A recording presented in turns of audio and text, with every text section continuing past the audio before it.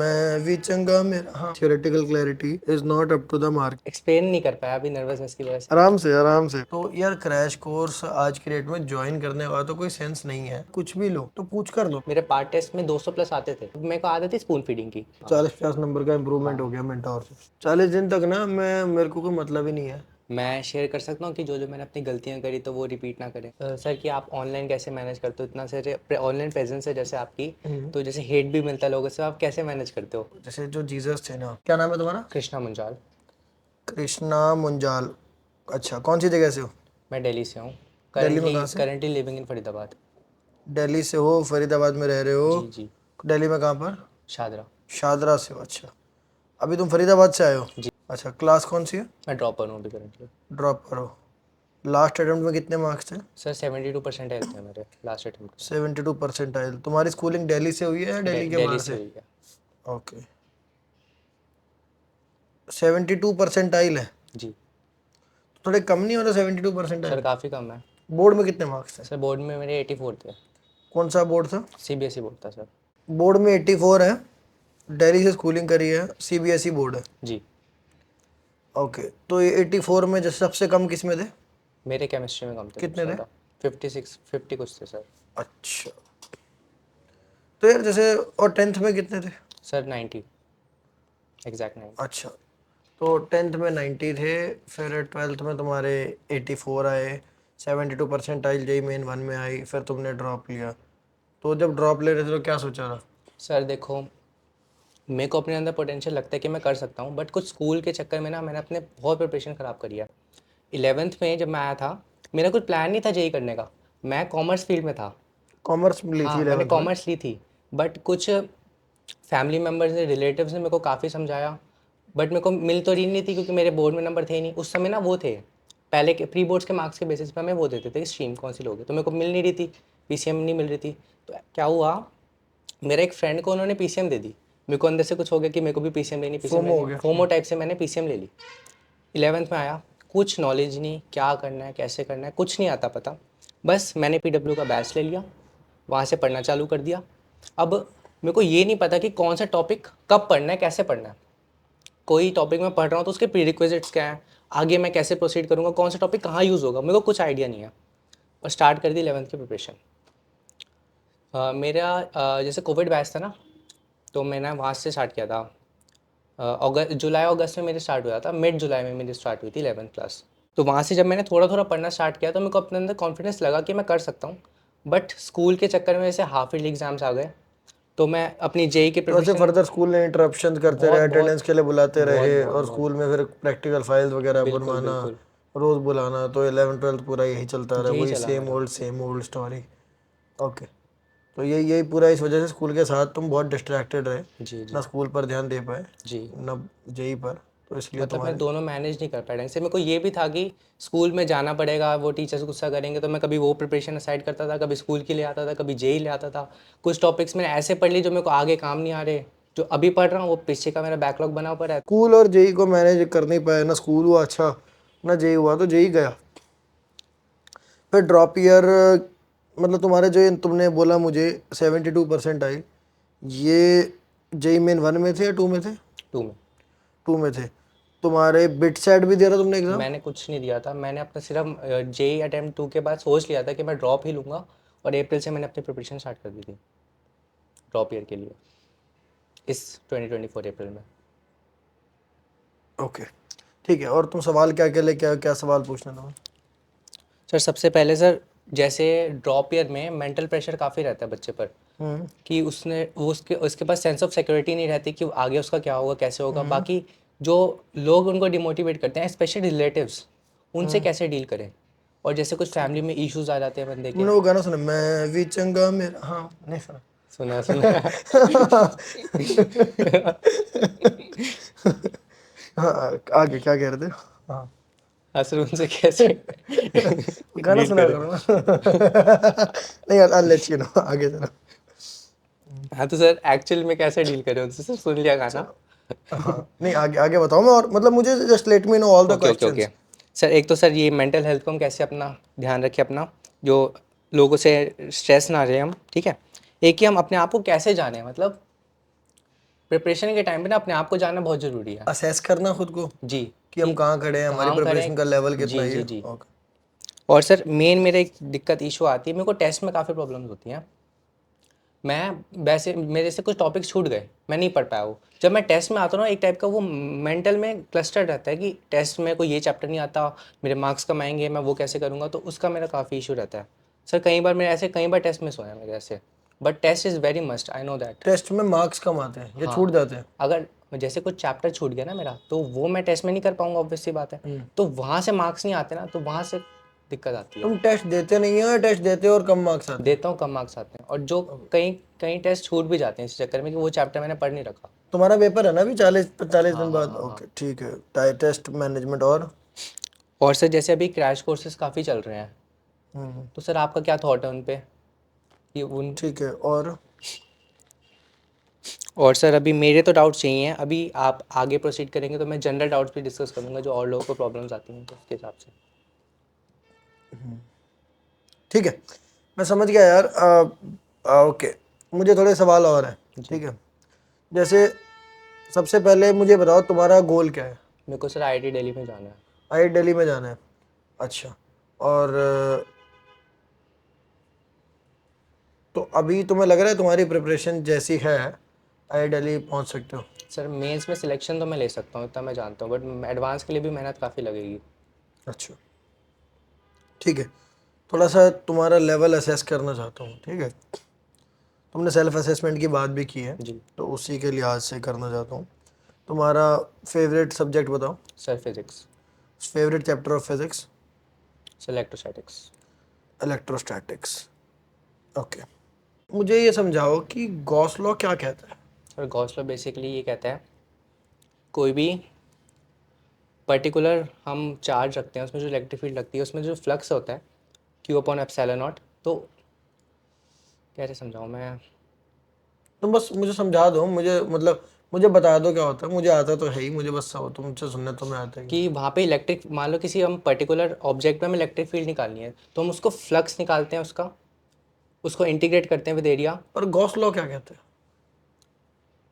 Gauss law क्या कहता है कहता है क्या गॉस लॉ की क्लेम क्या है गॉस लॉ का? कि सर जो जो भी गॉसियन सरफेस है उसमें जो भी चार्ज इंक्लोज्ड है वो Q/ε0 से निकाला जाता है,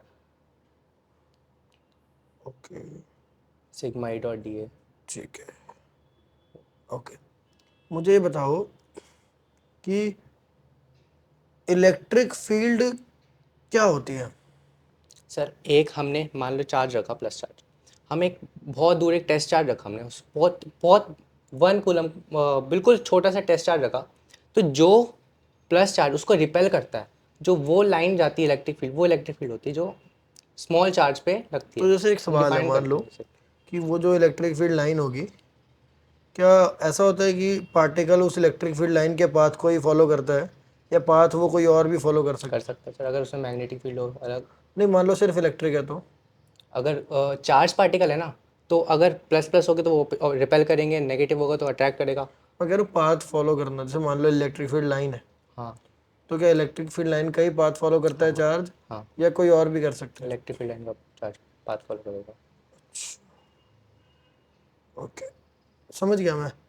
आ, देखो, मैं तुम्हें थोड़ा सा रियलिटी बताना चाहता हूँ। जो जी अभी जी दो दो बातें करी है हमने, जी दो जी दो तुमसे क्वेश्चंस पूछे थे। जी जी। तो एक तो होते हैं ऐसे लोग होते हैं जो थोड़ा थियोरेटिकल क्लैरिटी रखते हैं, हम्म। पर उस लिहाज से मुझे अभी तक तो रिस्पांस नहीं मिला। जैसे गॉस लॉ क्या कहता है, वो ये कहता है कि एक क्लोज सरफेस के अंदर जितना भी चार्ज है, जी। उसका जो नेट फ्लक्स होगा उस क्लोज सरफेस से, वो इक्वल टू होगा जो एनक्लोज चार्ज है अपॉन एप्सिलॉन नॉट। हम्म। ठीक है। अच्छा चलो एक और सवाल पूछते हैं, फ्लक्स क्या होता है? सर जो भी इलेक्ट्रिक फील्ड लाइंस किसी सरफेस को परपेंडिकुलरली पास करती है, दैट इज व्हाट फ्लक्स।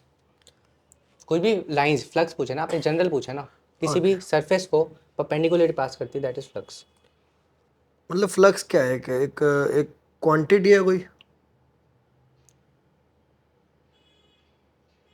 नहीं, क्वांटिटी नहीं है। अच्छा, तो क्या है फिर? सर ऐसे है। अच्छा ओके, ज़्यादा फ्लक्स का क्या मतलब होता है? सर ज़्यादा ज़्यादा लाइंस पास कर रही है उसके थ्रू। ओके ओके, ठीक है। अच्छा, ये स्टेटमेंट सही है कि मतलब फ्लक्स जो होता है वो electric field lines per unit area होता है? Electric field and per unit area, yes we can say. तो वही मेरे को यहाँ से समझ में आ रहा है कि कॉन्सेप्चुअल क्लैरिटी पर मतलब theoretical clarity is not up to the mark. मैं तुम्हें समझाता हूँ क्यों। Electric field lines per unit area flux नहीं होता, वो तो सर वो होता तो है। Electric field and per unit area, वो हो गया ना। नहीं नहीं बता सर। मैं कहता हूँ फ्लक्स वो नहीं होता है, जी। ठीक है, पर मतलब वो जो एक मैथमेटिकल या थियोरेटिकल स्टूडेंट होता है ना, वो इन सब स्टेटमेंट्स को बहुत ही सीरियसली लेता है कि पर यूनिट एरिया कैसे बोल दिया, ये कैसे हो गया। हर लाइन का एक मीनिंग होता है, हर मैथ में तो हर शब्द का एक मीनिंग होता है। फिर उसके अलावा गॉस लॉ क्या कहता है, उसकी थ्योरी क्या है, उसके बारे में भी क्लैरिटी मुझे नहीं मिली। फिर मैंने एक सवाल क्या पूछा था इलेक्ट्रोस्टैटिक्स में ही, electric field and sir. Electric field lines का, तो वो थोड़ा ट्रिकी क्वेश्चन था कि मतलब चार्ज जो ज़रूरी नहीं कि इलेक्ट्रिक फील्ड का ही पाथ फॉलो करे, ठीक है, चार्ज पे इलेक्ट्रिक फील्ड के हिसाब से इलेक्ट्रोस्टैटिक फोर्स लगेगी, हाँ हाँ हाँ। पर ज़रूरी थोड़ी जो फोर्स लग रही है जिधर उधर ही पार्टिकल मूव करेगा। जैसे एग्जांपल के लिए ग्रेविटेशनल फील्ड है, मैंने इस ऑब्जेक्ट को गिराया तो नीचे गया, सही बात है, पर अगर मैं यूं फेंकता तो पैराबोलिक जाता। जी पर बिल्कुल। ग्रेविटेशनल फील्ड लाइन तो नीचे है सारी, हाँ हाँ तो ये नीचे ही थोड़ी जा रहा है हर बार, ये तो कहीं भी जा सकता है, पर फोर्स नीचे को हाँ, लगेगी। मैं आपकी बात समझ गया। अगर समझ गए, इलेक्ट्रिक फील्ड एंड ऊपर है और हमने चार्ज को ऐसे फेंका तो ऑब्वियसली जिधर प्लस डायरेक्शन वैसे पैराबोलिक पाथ है ना। फॉलो करेगा। जी। तो ये कुछ बातें हैं जहाँ पर मतलब सर तुम मैं चेक ना में हो गए। आपको ना एक्सप्लेन नहीं कर पाया अभी नर्वसनेस की वजह से। ऐसा नहीं कि सर आई एम बिल्कुल नहीं आता मैं नहीं, कुछ भी। बिल्कुल पे नहीं मैं कह रहा, मतलब पर कहीं ना कहीं कुछ तो कमजोरी होगी। जी बिल्कुल। ठीक है, इसको अदरवाइज मत लेना यार। देखो जो तुम लोग तो अगर मतलब जैसे हम ऑन द रिकॉर्ड भी हैं, समझ गया तो समझ और गया। भी दुनिया है जिसको जी ये जी। प्रॉब्लम्स होती हैं, और प्रॉब्लम होना कोई गलत काम नहीं है, कोई अपराध नहीं है। इट्स जस्ट बेटर ये है कि हम उसको एडमिट करें और हम ये देखें कि और भी लोग जो हैं वो सेम प्रॉब्लम फेस कर रहे होंगे। इनफैक्ट ज़्यादातर लोग वो होते हैं जो थियोरेटिकली या अदरवाइज मतलब प्रॉब्लम्स तो हर किसी को होती हैं, तो ये है, इसमें कोई प्रॉब्लम नहीं है, but yes let us admit them. आराम से आराम से। अरे इसको इसकी फाइट मत लो, तुम मुझसे बात करो बस, और लोग देख रहे हैं उससे मतलब मत रखो।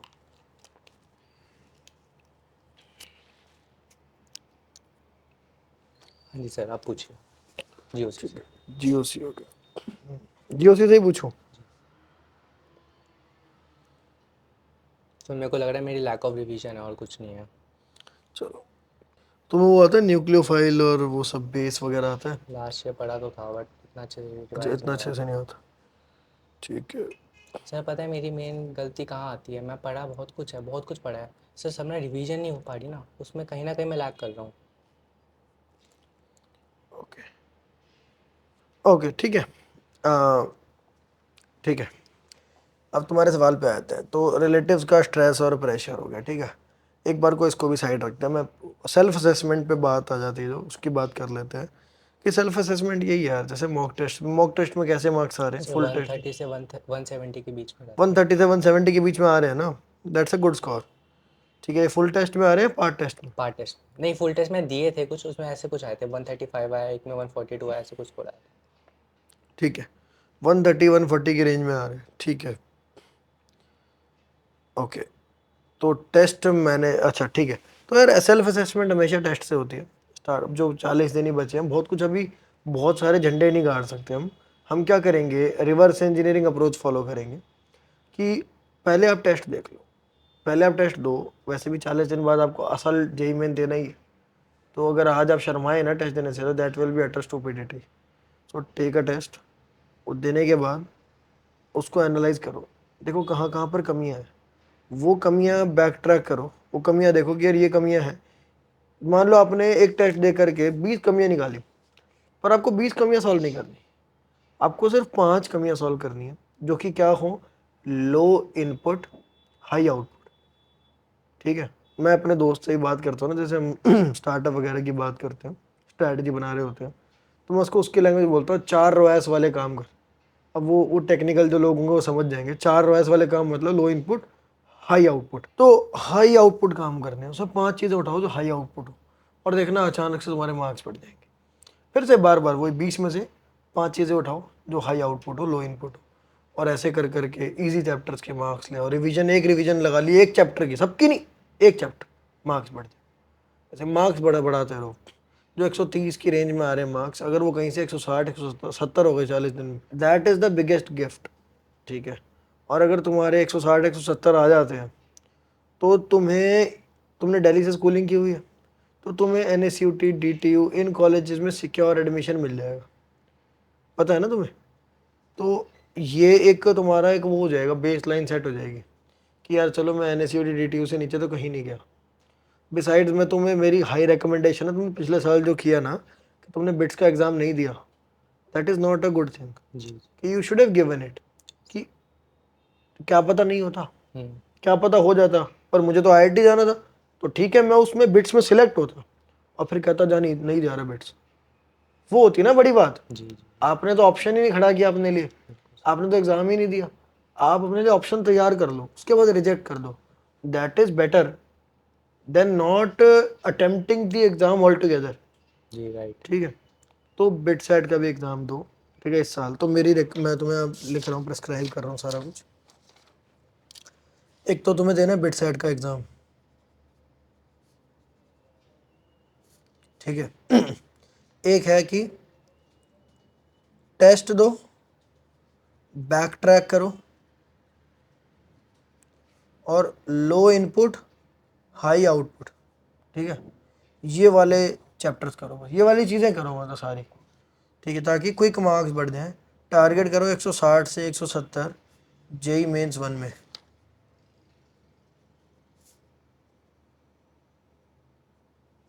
ठीक है। तुम्हारे को ये मैंने ऐसा टारगेट दिया है जो कि एक रियलिस्टिक है, अचीवेबल है, और इसको अचीव करने का भी तुम्हें एक सिंपल प्लान दिया है कि बैक ट्रैक करो अपनी जो टेस्ट देने के बाद बैक ट्रैक करोगे, सिर्फ इजी चीज़ें करो जिससे ज़्यादा आउटपुट आए, तो वहाँ से ये रियली अचीवेबल है, ठीक है। ये टारगेट हम अचीव भी कर लेंगे, ठीक है। तो टेस्ट मैनेजमेंट पर मैं आप कुछ बातें बता देता हूँ। एक तो मैंने तुम्हें बताया एनालाइज करना है। टेस्ट मैनेजमेंट का ये है ना कि जैसे एग्ज़ाम में पैनिक करते हो तुम, यही है ना कि एग्ज़ाम में पैनिक कर रहे हो, भूल गए, घर पे क्वेश्चन हो जाते हैं, एग्ज़ाम में नहीं होते, वही क्वेश्चन एग्ज़ाम में नहीं हुआ, घर पे आया, चैन से क्या हो गया। जी जी। तो it happens a lot of times and it tells us that आप बहुत ज़्यादा मॉक टेस्ट देते नहीं हैं, या जनरली आपको टेस्ट देने की आदत नहीं है, और ज़्यादातर बच्चे इसी रेंज में फॉल करते हैं। तो बेस्ट उसका जो तरीका यही है कि आप मॉक टेस्ट्स दो एंड उसके दौरान ना अपनी साइकोलॉजी को देखते रहो, ठीक है। मेंटोरशिप के अंदर ना आपका अभी हाल में कोई सेशन हुआ है जो पेपर सॉल्विंग के ऊपर हो? नहीं नहीं। ठीक है, मैं बोल देता हूँ टीम को, एक पेपर सॉल्विंग के ऊपर सेशन करवाएंगे, ठीक है। तो उसमें क्या होगा, बल्कि मेरे पे और सेशंस में मैं तुम्हें वो लिंक भिजवा दूंगा उनका, जी जी जी। ठीक है। मैं मैसेज डाल देता हूँ जो टीम को,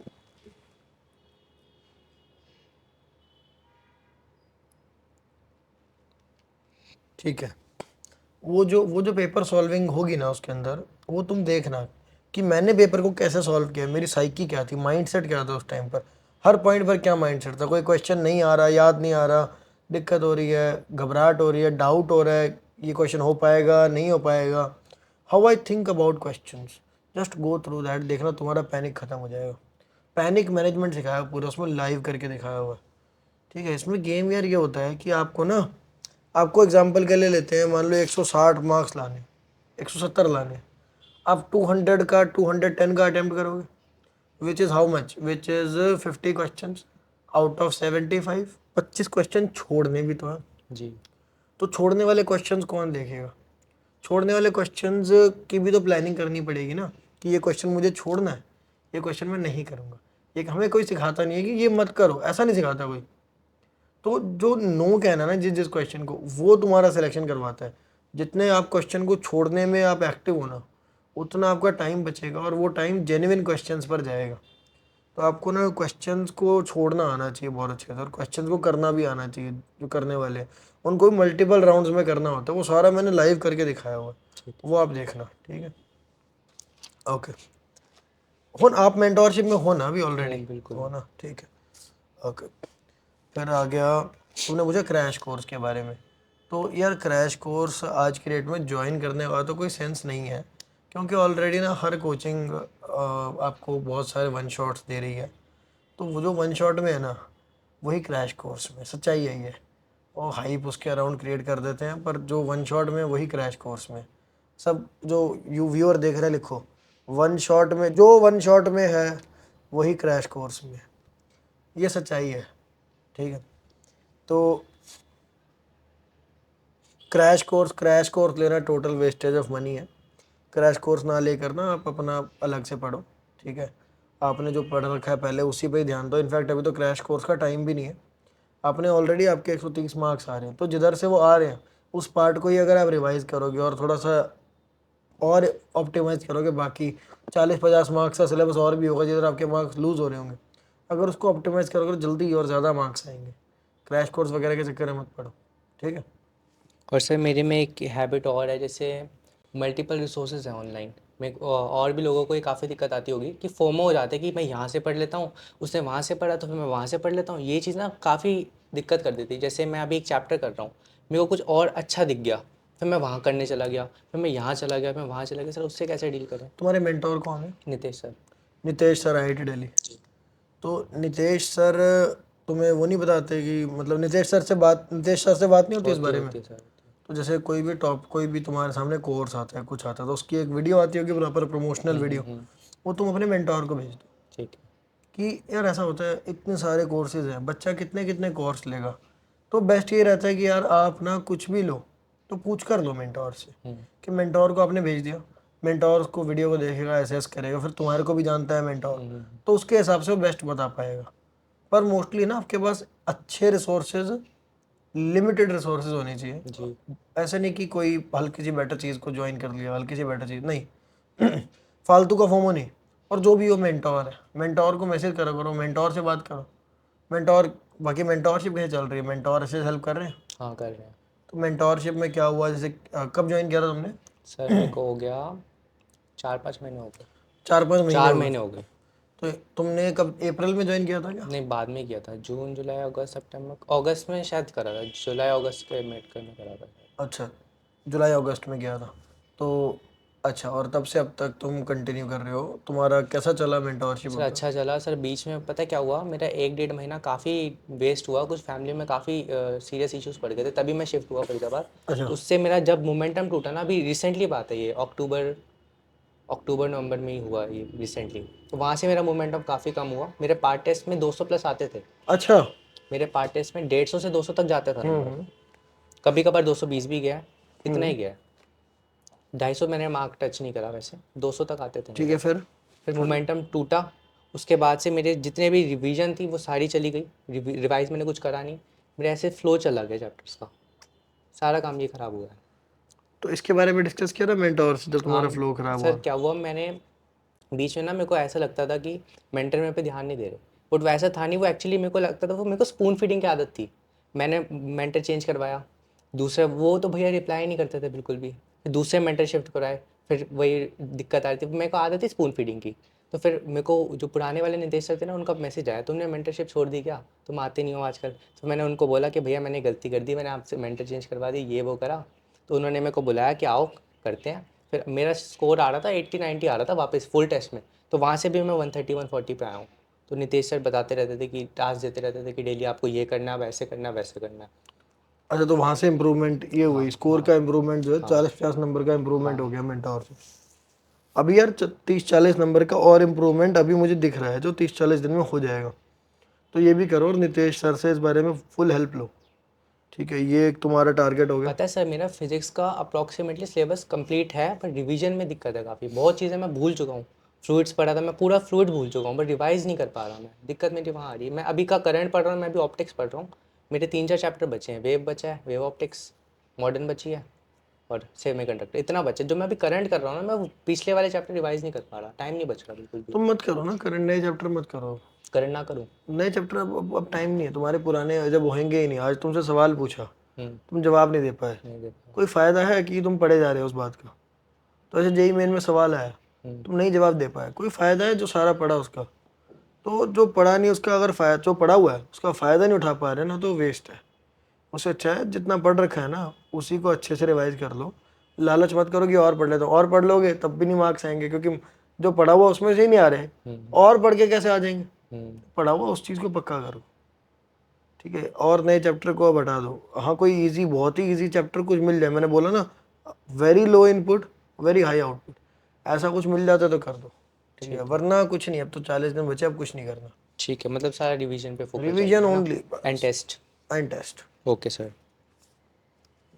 और सर अभी के हिसाब से कितना रेलेवेंट है जेई मेंस के लिए, कि मैं कितना कर लूँ तो मेरा काम हो जाएगा, कि रिवीजन के लिए मैं क्या करूँ, पीवाईक्यूज करूँ, कितने करूँ, कैसे करूँ?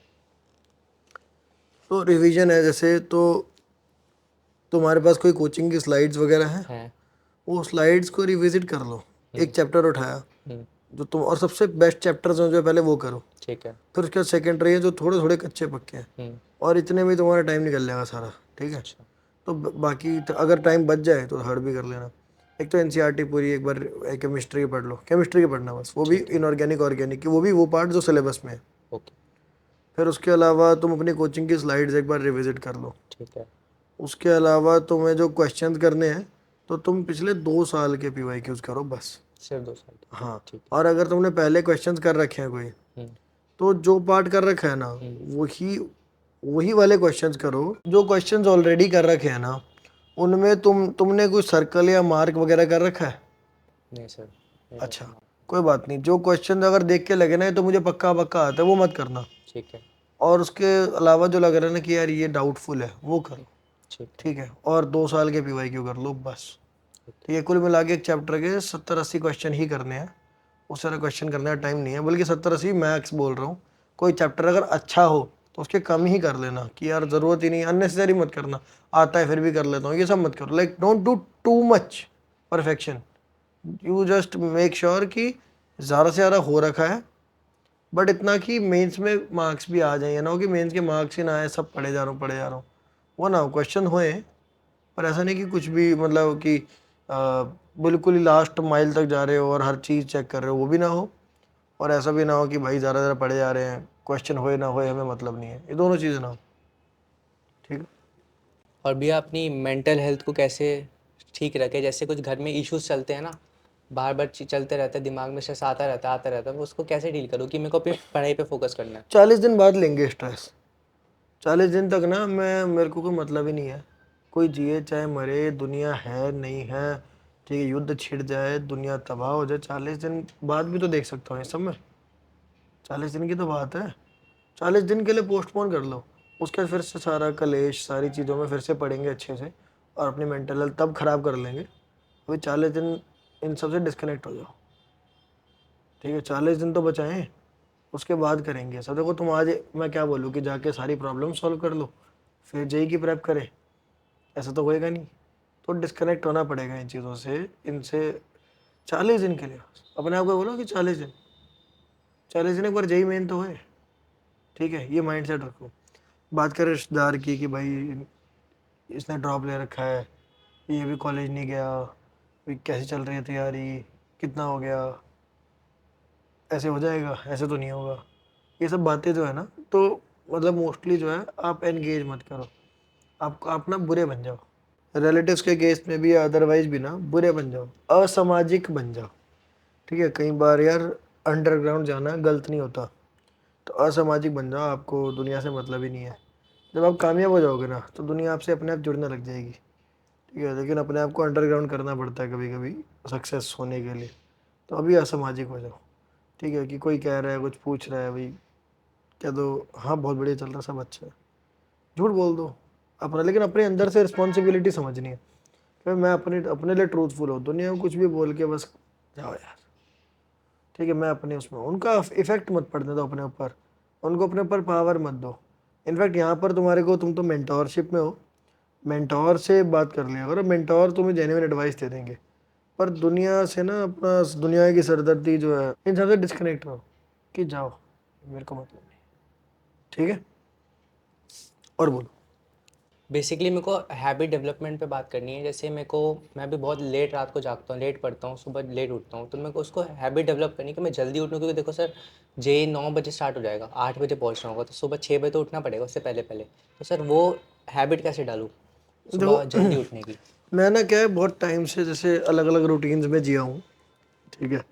तो जैसे, और जनरली लेट नाइट रूटीन रहा है मेरा, अपने आप को लेट नाइट में ही कंसिडर किया। तो सूरज बहुत टाइम तक तो देखा ही नहीं मैंने, क्योंकि जेई के अंदर भी मैं लेट नाइट पढ़ने की आदत थी। फिर उसके बाद आईआईटी में भी वहाँ तो लेट नाइट का ही कल्चर है सारा। फिर उसके बाद वही कल्चर 4 साल उसमें रह लिए, तो फिर वही माइंडसेट हो गया। अब कभी फिर सुबह उठने का रूटीन ही नहीं बना। पर हाल में मैंने सुबह उठने का रूटीन बनाया। अभी अभी सर्दियाँ हो गई हैं तो हम 7 बजे उठते हैं। ठीक है, वैसे मतलब मैं क्रिकेट खेलने आता हूँ सुबह रोज़, तो सर्दियों में 7 बजे उठते हैं, वरना हम 6 बजे उठते थे। और उसका रूटीन कैसे बना कि मैंने कमिट कर दिया अपने आप को कि 6 बजे उठूँगा मैं। अब फिर वो अलार्म बजता है, दोस्त आते हैं, तो मैं उठ जाता हूँ 6 बजे। अब 6 बजे उठ गया ना अगर, तो फिर मैं जाऊँगा, फिर मैं उसमें मन में विचार आते हैं, यार इससे नींद पूरी नहीं होगी, और तो मैं रात को लेट सोया था, आज थोड़ा देर तक सो जाता हूँ, नींद पूरी नहीं होगी, फिर पूरे दिन जो है वो डिजी सा फील करूँगा। ये सब आता है। मैं कहा नहीं भाई, 6 बजे कमिटमेंट हुई, 6 बजे जाएंगे, होने दो पूरा दिन खराब होने दो, होने तो नींद पूरी नहीं हुई, नहीं हुई। सुबह 6 बजे उठा, और रात को फिर अपने आप ही जल्दी नींद आने लग गई। एक दिन नहीं आई, 2 दिन नहीं आई, तीसरे दिन मुझे रात को जल्दी नींद आने लगी। तो मेरा अब रूटीन कैसे, 10 सवा 10 सो जाता हूँ मैं, और सुबह उठ जाता हूँ 6 साढ़े 6 बजे। और ये मेरा रूटीन फिक्स हो गया है। तो आइडिया इज़ कि एनफोर्स करो जल्दी उठने को, और फिर जब रात को नींद आए तो चैन से सो जाओ, मतलब चुपचाप। उसको फिर ये ना करो कि नींद आ रही है तभी मैं फ़ोन चला रहा हूँ, कुछ चला रहा हूँ, वो नहीं।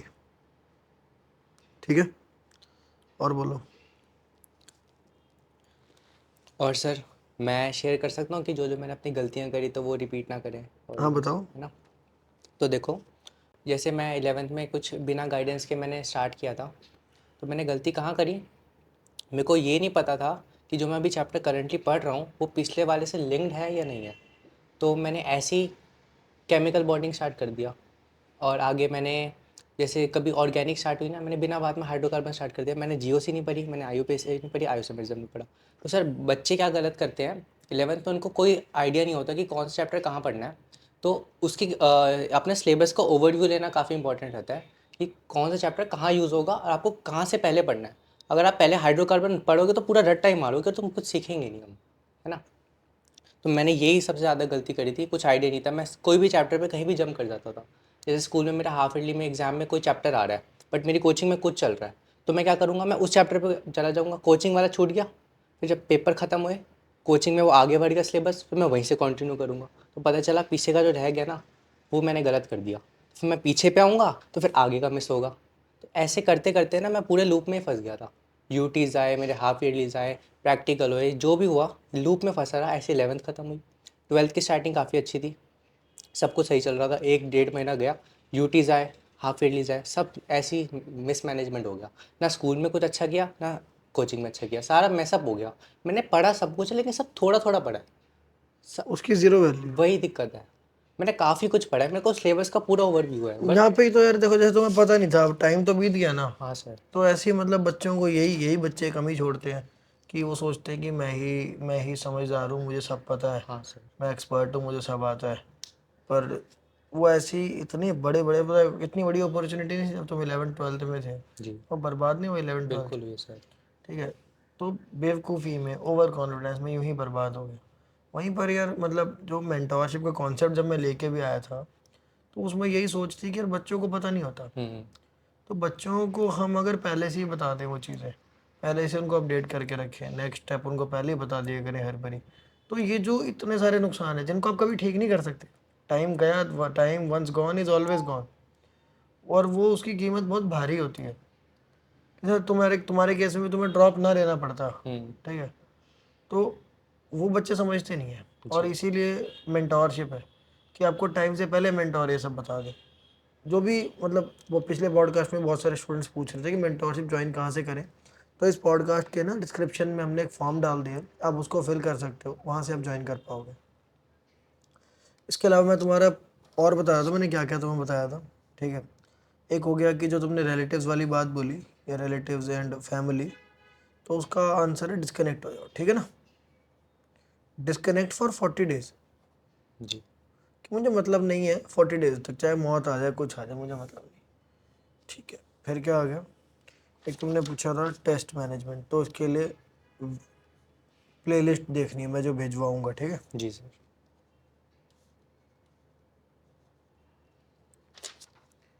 ठीक है, और क्या सवाल पूछा था तुमने। मैंने यही टेस्ट का ही पूछा था, और रिवीजन कैसे करना है और क्या क्या रिवीजन के सफिशिएंट अंदर है जो मुझे। मैंने तुम्हें रेजिमेंट बताया था रिवीजन कैसे कैसे करनी है एक मैंने बोला था कि स्लाइड्स पढ़नी है कोचिंग की। यस। फिर मैंने बोला था कि 2 इयर्स के PYQs 2 ईयर PYQs और जो और जो जो ऑलरेडी क्वेश्चंस क्वेश्चंस कर रखे अटेम्प्ट हैं। कर रखे हैं उसमें जो जो आते हैं वो स्किप कर सकते हैं, जो भी उन पे ज़्यादा फोकस डालना है, यस। जो नहीं और समझ कोर में। फोकस रखना है अपना मेन चैप्टर्स पे, मतलब जो जो ऑलरेडी डन है। जी। New chapters avoid new chapters. ठीक है। ठीक है, एनीथिंग एल्स? बट अगर छोटे छोटे चैप्टर स्टैटिस्टिक्स वगैरह हो हाँ, गए, तो हाई इनपुट, हाई इनपुट वो और low low input low high input high output. Output. ठीक है, ये ध्यान रखना है। और टारगेट दे रही है तुम्हें, एक बार तुम मेंस वन में लेके आओ। बिल्कुल।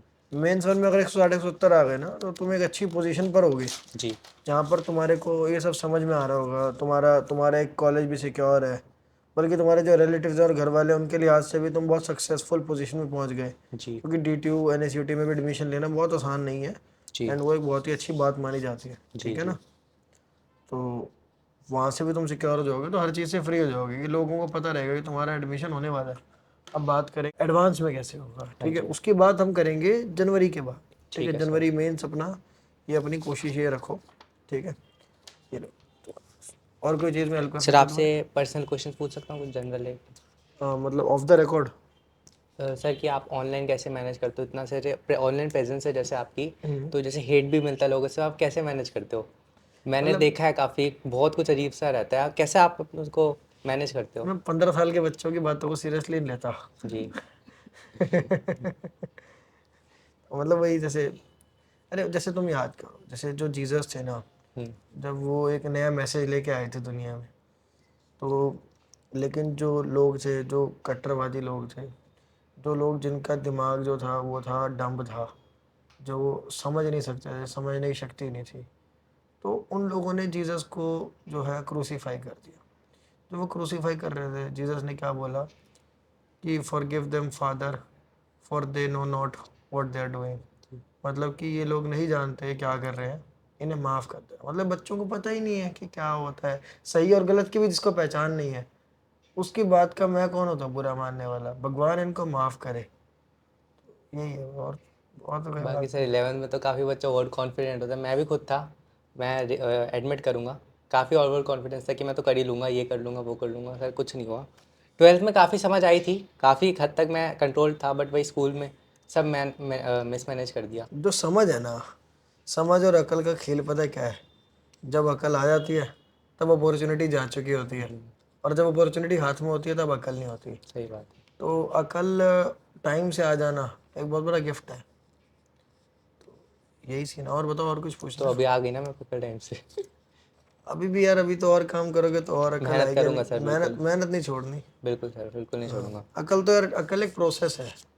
अकल तो ऐसा नहीं होता कि पूरी आ गई, अकल तो आती रहती है। और बताओ। सर आपको क्या मोटिवेट करता है कि आप अपनी जर्नी शेयर करते हो हम सबके साथ, even though getting so much of hate and all, मैं उसको गलत पे भी नहीं बोलना चाह रहा, बट फिर भी आपको अंदर से कुछ तो लगता होगा सर, जैसे आप बीच में कभी भी थोड़ा डिस्कनेक्ट भी हो गए थे सबसे, काफ़ी टाइम तक आप डिस्कनेक्ट रहते, फिर आप काफ़ी, वापस आए। मतलब तुम कह रहे हो मैं 1.5 साल से तो कंटिन्यूअस हूँ। नहीं, 1.5 साल से पहले जब आप बीच में डिस्कनेक्ट नहीं हो वो गए तो थे? यार मैं बिजी था, मैं उस अच्छा। वजह से नहीं था कि ओके ओके। कि बच्चों से मुझे कुछ है या अच्छा कुछ भी। अच्छा। मैं तो अपना, मतलब मैं किसी और स्टार्टअप पे लगा हुआ था, हम्म। तो उस स्टार्टअप पे काम करने की वजह से मैं फिर इस फील्ड में काम नहीं कर पाया था। ओके। तो वो एक अलग था, वहाँ पे भी बहुत अच्छा हुआ स्टार्टअप वो। और फिर मेरे को एक पॉइंट पर लगा कि यार एजुकेशन में कुछ करना चाहिए, हम्म। तो फिर मैंने एजुकेशन में फिर मैं 1.5 साल से तो मैं कंटिन्यूस हूँ। बट जो भी करो अच्छा करो सर, मेंटरशिप सच में हेल्पफुल है, झूठ नहीं बोलूँगा, बहुत अच्छा लगा। थैंक यू यार, मतलब रियली ग्रेट टू नो। और बताओ, और कुछ पूछना हो तो? बाकी सर अब एक आपसे एक और क्वेश्चन है, if you could change one thing in your J preparation, बहुत पहले जब आपने करी थी, तो आप क्या चेंज करते अपने आप में? यार मैं ना, मतलब सबसे बड़ा चेंज तो ये होता कि डमी स्कूल लेता। ठीक है। डमी स्कूल लेता तो I would have had a lot of time and मेरी रैंक अच्छी आती। ठीक है। तो ये एक बहुत, अगर वन चेंज पूछोगे तो सबसे बड़ा चेंज ये डमी स्कूल लेता। पर वही अगेन कि उस टाइम पर पता नहीं था, हम्म। कोई गाइड करने वाला नहीं था, तो हो गई गलती। तो अब जो भी एस्पिरेंट्स आएंगे 10 से 11th मेंटरशिप ले लेना शान भैया की, बहुत हेल्प होगी। मैं सीरियसली बता रहा हूँ, काफ़ी हेल्प करा। जैसे नितेश सर मेरे मेंटर हैं, काफ़ी उन्होंने हेल्प करा मेरे को। और 11 बताओ। 12th में तो गाइडेंस होती ही नहीं सर, बिल्कुल। हाँ, नहीं स्कूल होती। स्कूल वाले तो उल्टा कोचिंग को बताते हैं कि तुम गलत कर रहे हो, तुम यहाँ मत जाओ, तुम स्कूल का पढ़ो, ये करो वो तुम एक करो। बार बताओ, इस देश में ना मतलब तुम देखो, जिससे ही बात करोगे ना, वही बोलेगा मुझे कोई गाइड करने वाला नहीं था, मुझे किसी ने गाइड नहीं किया, मुझे टाइम पर गाइडेंस नहीं मिली। हम्म। ठीक है, लेकिन जब गाइडेंस कोई देता है तो कई बार वो उसकी वैल्यू नहीं समझते। असल गाइडेंस मतलब मेरे को ही हेट दे देते हैं बच्चे, हम्म। या फिर मतलब कुछ लोग आके देखना कमेंट में लिखे मेंटोरशिप यूं ही है, मेंटोरशिप का कोई फ़ायदा नहीं है। मतलब फिर वही 15 साल वाली बात, 15 साल का नूब। तो मतलब उस बात को मैं सीरियसली लेता नहीं हूँ, बट यस जो समझने वाले बच्चे हैं उन्हीं के लिए काम करता हूँ मैं। तुम्हारे लिए हमारी तरफ से गिफ्ट है, यह डोमिनेट जेई किताब की फिजिकल कॉपी। ये मैं सिर्फ उन स्टूडेंट्स को देता हूँ जो मुझसे इन पर्सन मिलते हैं रियल लाइफ में। ठीक है। इसकी मैं तुम्हें साइंड कॉपी दूंगा।